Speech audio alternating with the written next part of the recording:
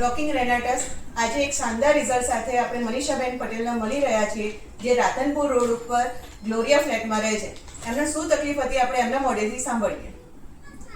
બોલો. મારે કમરમાં 2-3 વર્ષથી જબરજસ્ત તકલીફ હતી. જ્યારે હું ઊભી બી નથી રહી શકતી, 10-15 મિનિટ ઊભી રહું ત્યારે મને એટલા પેન થતું હતું ને, જ્યારે પોતા મારું વાંકી પડું ત્યારે મને બહુ જ પેન થતું હતું. મારે 10-15 મિનિટ પોતું મારું પછી મારે રેસ્ટ કરવો પડતો હતો.